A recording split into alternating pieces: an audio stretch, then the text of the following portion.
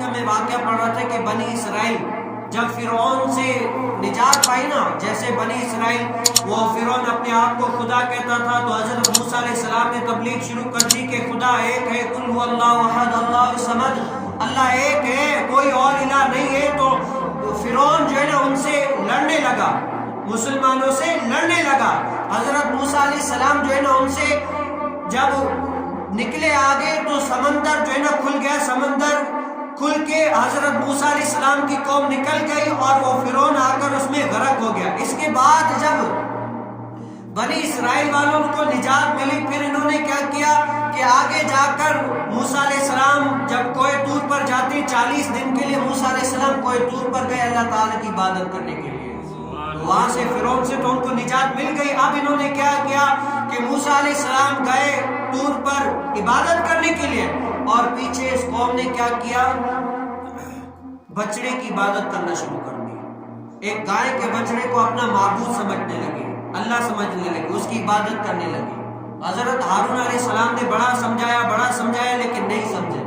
تو حضرت موسیٰ علیہ السلام آئے تو حضرت موسیٰ علیہ السلام نے فرمایا کہ تم لوگوں نے اپنی جانوں پر ظلم کر دیا، تم نے اپنی جانوں پر ظلم کر دیا اور شرک کر دیا ہے۔ سب کی تو توبہ و استغفار ہو سکتا ہے لیکن شرک جیسے گناہ کی معافی نہیں ہے۔ تو ان لوگوں کو احساس ہوا کہ اللہ اب تو ہم نے یہ کر لیا، اب ہماری بتاؤ معافی کیسے ہو سکتی ہے۔ تو حضرت موسیٰ علیہ السلام نے فرمایا اب جن لوگوں نے بچڑے کو پوجا تھا وہ سارے قتل ہوں گے، جن لوگوں نے نہیں پوجا نا، وہ جنہوں نے پوجا تھا ان کو قتل کریں گے، تب جو ہے نا اس کی معافی ہو سکتی ہے۔ مرتد کی معافی جو ہے نا قتل یہ ہے، اس کے علاوہ اور کچھ نہیں ہے، تب جا کر تمہیں معافی ملے گی، ویسے نہیں۔ مرتد کس کو کہتے ہیں کہ بھائی ایک غیر مسلم تھا، غیر مسلم ہوا تو پھر کیا ہوا، کلمہ شریف پڑھ کے مسلمان ہو گیا، اب مسلمان ہوا پھر جو ہے نا اسلام کو ہٹا کے وہ غیر مسلم ہو گیا، اس کو کہتے ہیں مرتد۔ تو انہوں نے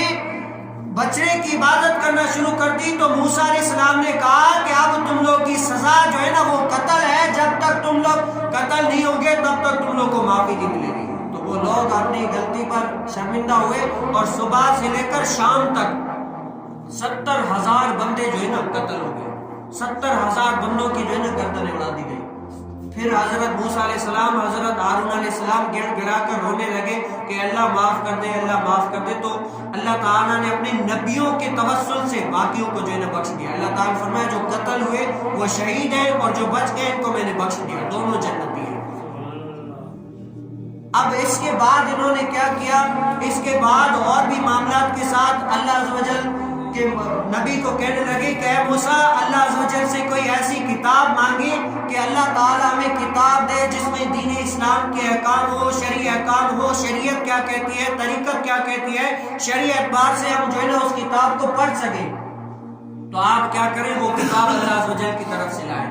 تو حضرت موسیٰ علیہ السلام نے کہا کہ اگر وہ کتاب آئے تو تم وعدہ کرو اس کتاب کو مانو گے نہیں مانو گے، اگر تم وعدہ کرو کہ اس کتاب کو تم لوگ مانو گے تو وہ کتاب آئے گی، ویسے نہیں۔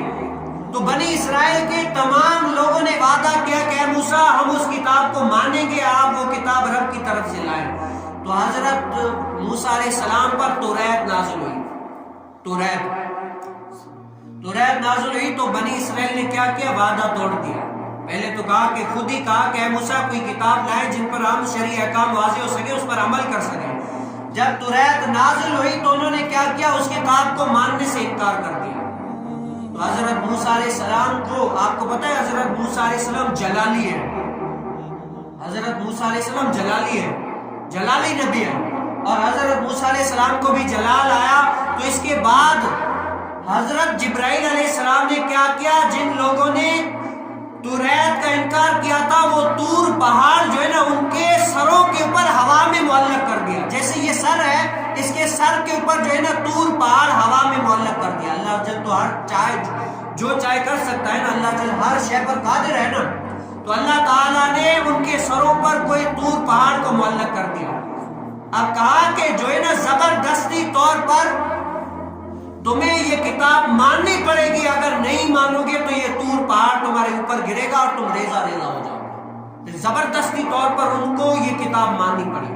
اب یہ سوال پیدا ہو سکتا ہے بھائی اسلام جو ہے نا زبردستی طور پر کسی کو نہیں کہتا کہ مسلمان ہو جاؤ، تو یہاں پر بھی تو زبردستی کر کے اس کتاب کو منایا گیا۔ بھائی دیکھیں زبردستی طور پر وہاں نہیں، ان کو عمل کرانے میں، مسلمان تو پہلے ہی تھے نا، نبی کو تو مانتے تھے، لیکن ان کے شریعت میں جو قانون تھے، جو ماننا تھا، جو وعدہ کیا تھا وہ توڑا تھا، ان کو زبردستی طور پر منایا گیا۔ جیسے ایک مثال ہے، آدمی ہم پاکستان میں ہیں، پاکستان کے علاوہ اگر ہم جانا چاہیں، ہمیں تو وہ نہیں کہہ رہے نا کہ بھائی فلاں بھائی آ جاؤ دوسرے ممالک میں ہمارے پاس آ جاؤ، بلا تو نہیں رہے نا، ہم اگر اپنی خوشی سے جائیں وہاں پر گئے تو وہ وہاں کے رول قانون کو ہمیں فالو کرنا پڑے گا، اگر ہم نے نہیں کیا تو ہمیں جو ہے نا زبردستی طور پر بھی عمل کرائے گا۔